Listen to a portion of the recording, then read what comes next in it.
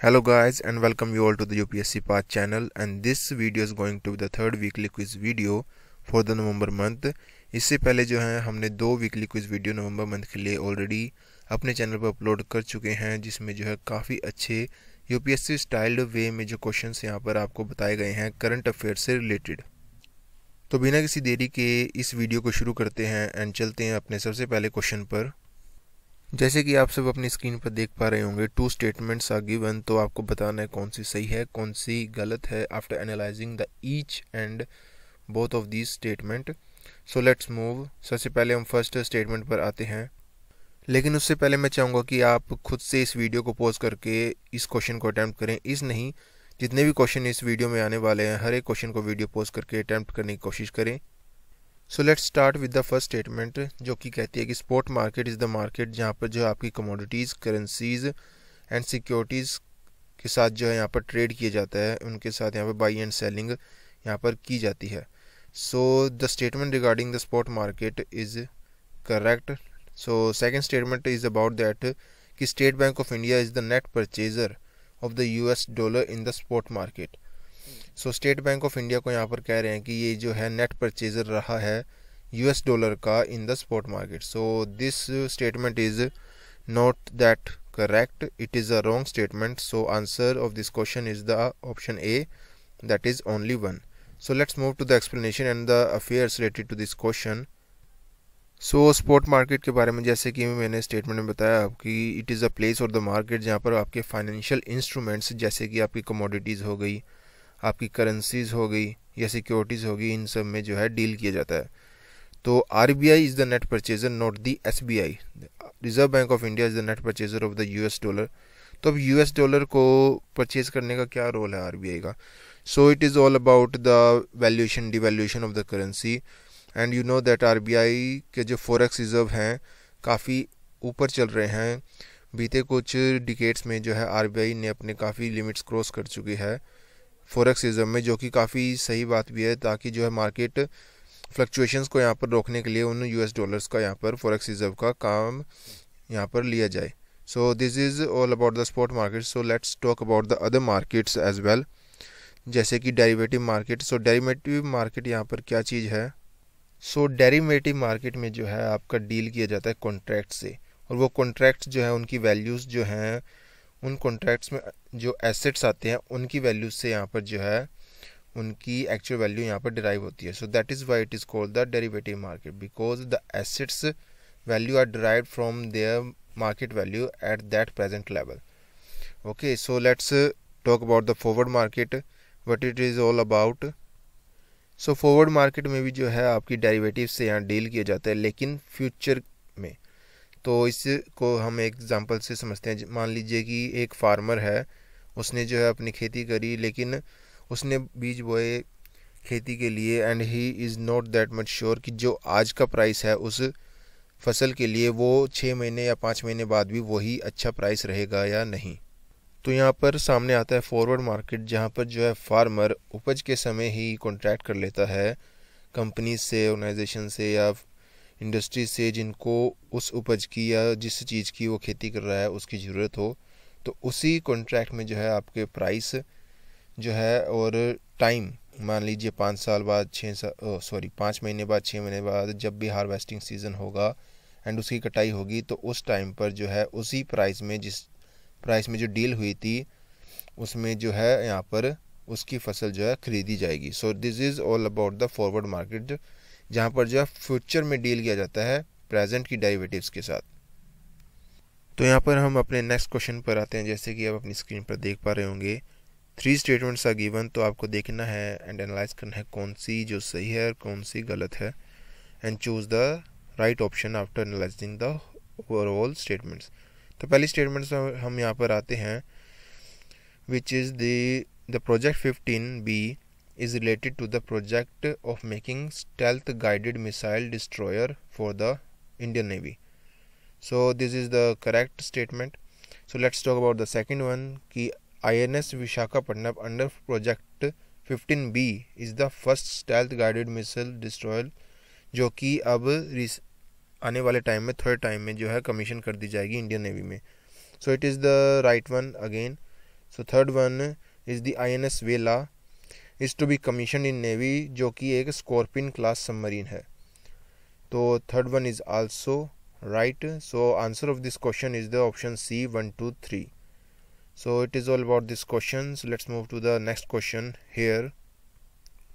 So this is the question। जैसे कि आप देख पा रहे होंगे यहाँ पर 4 रामसर साइट्स दी हुई हैं एंड आपको बताना है कि क्या वो उन्हीं स्टेट से बिलोंग करती है, जैसे कि आप स्क्रीन पर देख पा रहे हैं इन क्वेश्चंस में। बात करते हैं चलिए इस क्वेश्चन के बारे में। फर्स्ट ऑप्शन कहता है कि आपका अष्टमुड़ी वेटलैंड जो है आपका केरला स्टेट में फॉल करता है, जो कि बिल्कुल सही है। And second one is Chandratal, जो कि आपका हिमाचल प्रदेश में फॉल करता है। It is also again correct. The third one is Bhitarkanika mangroves, ये तो आप सबको पता ही होगा, जो कि उड़ीसा में आता है। This is also the correct one. And the fourth one is the Kanjli wetland, जो कि कहता है कि आपका कर्नाटका में है। So this is the wrong one here. एंड यहाँ पर आपको क्वेश्चन भी देखना चाहिए कि आपसे पूछा गया है it is talk about correct ones, not the wrong one. So as per the question यहाँ पर आंसर जो आपका आ जाता है option C 1, 2, 3 are the right one. So चलिए देखते हैं कि इस क्वेश्चन से रिलेटेड करंट अफेयर क्या था। So ENVIS, that is the environment information centre and the energy and wetland research group of the Indian institute of sciences Bangalore ने जो यहाँ पर है एक प्रपोजल तैयार किया है, जिसके तहत उन्होंने आगानाशिनी एस्चुरी एंड रंगनाथिट्टू बर्ड सेंचुरी को जो है यहाँ पर रामसर साइट्स की लिस्ट में यहाँ पर एंट्री दिलवाने के लिए प्रपोजल तैयार किया एंड सेंटर को फॉरवर्ड कर दिया है। तो जानते हैं रामसर कन्वेंशन क्या है। इससे पहले मैं एक और बात बता दूँ कि कर्नाटका में अभी तक एक भी रामसर साइट्स नहीं है। अगर ये प्रपोजल तैयार हो जाता है एंड आगे मूव कर दिया जाता है एंड इनको जो है लिस्ट में अप्रूव कर दिया जाता है, so these two are going to be the first two of the Ramsar site of Karnataka state. तो रामसर कन्वेंशन के बारे में पढ़ते हैं कि ये जो है आपका 1975 में जो है फोर्स में आया था, लेकिन ये हुआ कब था कन्वेंशन, ये हुआ था 1971 में। So what it is all about, तो इसके तहत जो है एक इंटरनेशनल नेटवर्क मेंटेन करना वेटलैंड्स का, जो कि बायोलॉजिकल डाइवर्सिटी के हिसाब से काफ़ी इंपॉर्टेंट है एंड उनकी कंजर्वेशन करना। सो it is all about the Ramsar convention. और इंडिया में जो है टोटली अभी 46 रामसर साइट्स जो हैं यहाँ पर अभी फ़िलहाल प्रेजेंट हैं एंड कोई भी जो है कर्नाटका स्टेट से नहीं आती। So let's move to the next question. So first statement इस क्वेश्चन का क्या कहता है कि article 213 of the constitution of India जो है डील करता है promulgation of ordinances by the governor of states. So this statement is correct. Let's talk about the second one. तो सेकंड स्टेटमेंट यहाँ पर कहते हैं कि ऑर्डिनेंस जो भी गवर्नर या फिर प्रेसिडेंट द्वारा पारित किया जाता है या घोषित किया जाता है, उनकी जो लाइफ होती है वो होती है 6 मंथ के लिए, और वो सिर्फ तब होती है जब तक कि दोनों सेशन जो हैं आपके दोनों जो हाउसेज हैं सेशन में नहीं आ जाते। So second statement is incorrect and answer of this question is only one, that is option A. So let's talk about the explanation of this question and the affair related to it. So जैसे कि अगर आपने सब ने जो है polity पढ़ी होगी, तो लाइफ ऑफ ऑर्डिनेंस होती है आपकी 6 मंथ 6 वीक की। सो इसका कारण क्या है कि अगर आपने M लक्ष्मीकांत पढ़ी है तो उसमें कहा गया कि जैसे सेशंस जो हैं पार्लियामेंट के 3 होते हैं एंड उन 2 सेशंस के बीच में जो है मैक्सिमम गैप आपका 6 महीने से ज़्यादा नहीं होना चाहिए। तो उस हिसाब से जो है आपकी 6 मंथ जो है लाइफ बन जाती है एक ऑर्डिनेंस की। लेकिन at the same time when the both houses are in session, अगर 6 हफ्तों के अंदर अंदर जो वो ऑर्डिनेंस है पारित किया हुआ अप्रूव नहीं किया जाता, तो उसके 6 हफ्ते की टाइम पीरियड के बाद जो है वो अपने आप ही लैप्स हो जाता है। So that's why the life of ordinance is the 6 month and 6 week, अगर जो है बोथ हाउसेज आपके सेशन में हों, that is Lok Sabha and Rajya Sabha for the union government and for the state government, अगर उस स्टेट में legislative assembly as well as the legislative council दोनों हैं। सो आर्टिकल 123 जो है that is 123 is talk about the promulgation of ordinances by the president of India. तो issue क्या था कि रिसेंटली जो है 3 फार्म लॉज, जैसे कि आप सबको पता होगा काफ़ी चर्चित में है, तो प्राइम मिनिस्टर नरेंद्र मोदी जी ने वाइल एड्रेसिंग द नेशन जो है ये कहा कि हम तीनों फार्म लॉज को जो है यहाँ पर रिपील करने की प्रक्रिया जो है शुरू करने जा रहे हैं। एंड इस विंटर सेशन में जो है आपको देखने को ज़रूर मिलेगा 3 फार्म लॉज का मुद्दा again. So the next question on your screen is as you can see, and यहाँ पर आपको 4 स्टेटमेंट्स गिवन है एंड बताना है कि कौन सी गलत है, दैट इज़ सही नहीं है, गलत आपको यहाँ पर चूज़ करना है। सो बात करते हैं स्टेप बाय स्टेप हर एक स्टेटमेंट के बारे में। तो फर्स्ट स्टेटमेंट कहते हैं कि आपका जो आर्टिकल 65 है वो डील करता है vice president can take a charge as a president under some condition and circumstances. So article 65 जो है यहाँ पर डील करता है इस चीज़ से रिलेटेड, तो ये बिल्कुल सही स्टेटमेंट है। एंड सेकंड स्टेटमेंट बात करता है कि जब वाइस प्रेसिडेंट ऑफ इंडिया जो है प्रेसिडेंट का चार्ज लेते हैं, ही और she that is the vice president who took the charge of the president enjoys all the emoluments, allowances and salaries which is given to the president। तो ये भी आपका जो है बिल्कुल सही स्टेटमेंट है। The third one is the कि जो भी जो है वाइस प्रेसिडेंट जो प्रेसिडेंट का चार्ज लेता है वो जो है सिर्फ उस करंट फाइनेंशियल ईयर के लिए, जिस फाइनेंशियल ईयर में जो है उन्होंने चार्ज लिया है, सिर्फ उस फाइनेंशियल ईयर के लिए जो है वो एज ए प्रेसिडेंट एक्ट करेगा या करेगी। So the third statement is wrong and the D जो है अपने आप में यहाँ पर सही हो जाती है कि प्रेसिडेंट जो है अपना रेजिग्नेशन और रिज़ाइन कर सकता है अपनी पोस्ट से by giving letter to the vice president of India. And अगर वाइस प्रेसिडेंट यहाँ पर एब्सेंट हैं तो वो चीफ जस्टिस ऑफ इंडिया को देंगे, and chief justice of India भी यहाँ पर अगर एब्सेंट हैं तो वो सीनियर मोस्ट जज ऑफ द सुप्रीम कोर्ट उनको जो है रेजिग्नेशन लेटर देकर यहाँ पर अपने पोस्ट से रिसाइन कर सकते हैं। So C is the wrong one and the right answer is the C. So let's talk about the affair related to it. तो इशू क्या है कि यूएसए के प्रेसिडेंट दैट इज़ द जो बाइडन, उनकी कुछ सर्जरी होने वाली है जिसकी वजह से जो है कुछ समय के लिए वो प्रेसिडेंट पोस्ट जो है वहाँ के कार्यभार को नहीं संभाल पाएंगे, जिसकी वजह से जो है vice president of the USA that is Kamala Harris वो जो हैं उस टाइम पीरियड के लिए as a president of the USA work करने वाली है।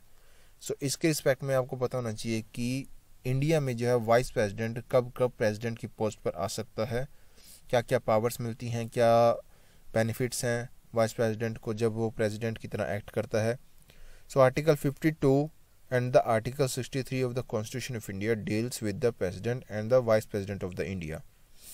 सो अगर मैं रेजिग्नेशन की बात करूं कि जैसे मैंने आपको क्वेश्चन में ही बता दिया कि प्रेसिडेंट ऑफ इंडिया कब कब और किसको जो है रेजिग्नेशन लेटर देकर अपनी पोस्ट से रिज़ाइन कर सकता है। So this is all about the issue and the articles related to the polity. So let's move to the next question. तो एज़ पर क्वेश्चन ज़िरकॉन काफ़ी न्यूज़ में रहा है। मैं बता दूं एक हाइपरसोनिक क्रूज़ मिसाइल है, तो आपको बताना है कि ये जो हाइपरसोनिक क्रूज़ मिसाइल है वो किस देश द्वारा जो है यहाँ पर टेस्ट किया गया है, क्या वो रशिया है, चाइना है, यूएसए है या नॉर्थ कोरिया है। So the right one answer of this question is the option 1 that is Russia. तो ये टेस्ट हुआ कहाँ पर था, ये हुआ था वाइट सी में। अगर आप देखेंगे कि नॉर्वे, फिनलैंड एंड डेनमार्क उसके और रशिया के बीच में जो सी पड़ता है उसे वाइट सी कहते हैं, एंड उसके आसपास पड़ने वाले सारे सी की आपकी नॉलेज होनी चाहिए कि कौन सा पड़ता है। जैसे कि नॉर्वेजियन सी हो गया, यहाँ पर नॉर्थ सी हो गया, एंड बेरेंट सी हो गया, कारा सी हो गया, इन सब की लोकेशन एंड पता होनी चाहिए आपको। As per the UPSC style के क्वेश्चन इसके बारे में आपसे पूछा जा सकता है। सो बात करते हैं नेक्स्ट क्वेश्चन पर यहाँ पर हम। सो स्टेटमेंट क्या कहती है, फर्स्ट स्टेटमेंट कहती है कि जो आपका 10th शेड्यूल है जो कि कॉन्स्टिट्यूशन ऑफ इंडिया में ऐड किया गया था वो किया गया था 52nd कॉन्स्टिट्यूशनल अमेंडमेंट एक्ट 1985 द्वारा। सो first statement is right and the second statement कहती है कि आपकी the decision taken by the presiding officer regarding the anti defection law, तो वो जो सब्जेक्ट और जो डिसीजन है वो जुडिशियल रिव्यू की ऑफ द सुप्रीम कोर्ट या फिर कोर्ट्स के अंडर यहाँ पर फॉल नहीं करता। So this statement is wrong. Why? Because the statement और the decision taken by the presiding officer is subject to the judicial review by the courts. So यहाँ पर आपका आंसर हो जाता है option A, that is only one. So let's talk about the affair related to it. Recently जो है यहाँ पर all India presiding officer conference, that is parliament के स्पीकर, लोकसभा के स्पीकर, डिप्टी स्पीकर, राज्यसभा के chairman, deputy chairman and all the states and UTs where, जहाँ पर जो है आपकी लेजिस्लेटिव असेंबलीज हैं उनके जो प्रिसाइडिंग ऑफिसर है उन सब की यहाँ पर कॉन्फ्रेंस हुई। एंड यहाँ पर कंसेंसस, यहाँ पर सहमति नहीं हुई किस चीज़ के बारे में, कि पावर ऑफ स्पीकर की जो है लिमिट कर दी जाए अंडर एंटी डिफेक्शन लॉ। तो एंटी डिफेक्शन लॉ जैसे कि मैंने बताया कि 52nd कॉन्स्टिट्यूशन अमेंडमेंट एक्ट 1985 के तहत जो है यहाँ पर कॉन्स्टिट्यूशन में ऐड किया गया था। तो इसके तहत कौन कौन जो है यहाँ पर डिस्क्वालीफाइड किया जा सकता है। तो फर्स्ट वन इज़ दी, अगर कोई भी मेंबर जो है पॉलिटिकल पार्टी का, जिस पार्टी से वो आया है, एंड वॉलंटरीली यहाँ पर मेंबरशिप जो है यहाँ पर गिव अप कर दे उस पॉलिटिकल पार्टी की तरफ से, तो उसको जो है यहाँ पर डिस्क्वालीफाई कर दिया जाएगा। सेकंड, अगर कोई भी मेंबर मान लीजिए बीजेपी या कांग्रेस का है, अगर वो अपनी पार्टी के खिलाफ जाकर वोट करता है तो उसको यहाँ पर डिस्क्वालीफाइड कर दिया जाता है। लेकिन अगर वही मेंबर अपनी पार्टी से जो है परमिशन ले कि हाँ भाई मैं इस बिल पर जो है आपके खिलाफ वोटिंग करूँगा, एंड पार्टी जो है उसको अप्रूवल दे देती है विद इन 15 डेज, अगर ये अप्रूवल ले लिया जाता है उस मेंबर द्वारा, तो यहाँ पर डिस्क्वालीफाइड उस व्यक्ति या मेंबर को नहीं किया जाएगा। So it is talk about not to be disqualified, अगर वो जो है यहाँ पर परमिशन ले लेता है अपनी पार्टी से। एंड द थर्ड वन, अगर कोई भी इंडिपेंडेंट कैंडिडेट, दैट इज़ निर्दलीय, जो है कोई भी पॉलिटिकल पार्टी यहाँ पर ज्वाइन कर लेता है आफ्टर द इलेक्शन, तो वहाँ पर जो है उसको डिस्क्वालीफाई कर दिया जाएगा। And the fourth one is, अगर कोई भी नॉमिनेटेड मेंबर, जैसे कि आपको पता है कि प्रेसिडेंट एंड गवर्नर द्वारा जो है कुछ member to the assemblies and the parliament कुछ यहाँ पर नॉमिनेट किए जाते हैं, तो अगर वो नॉमिनेटेड मेंबर जो हैं 6 महीने के बाद जो है कोई भी पॉलिटिकल पार्टी यहाँ पर ज्वाइन करते हैं तो उनको डिस्क्वालीफाई कर दिया जाता है। दैट इज़, अगर 6 महीने के अंदर अंदर वो किसी को ज्वाइन कर लें, किसी पार्टी को, तो वहाँ पर डिस्क्वालिफिकेशन नहीं है। लेकिन 6 महीने के बाद अगर करें तो वो डिस्क्वालीफाई किए जा सकते हैं। सो फोर्थ पॉइंट जो है इसके बारे में यहाँ पर कहता है। So this is all about today's video. अगर आपको वीडियो पसंद आई हो तो प्लीज़ लाइक करें, शेयर करें अपने दोस्तों के साथ, फैमिली मेम्बर्स के साथ, अपने प्रियजनों के साथ। Do not forget to subscribe the UPSC Path channel and hit the bell icon for the regular updates. So आज के लिए सिर्फ इतना ही, मिलते हैं नेक्स्ट वीडियो में। Till then, stay safe, stay blessed and be consistent with respect to your preparation.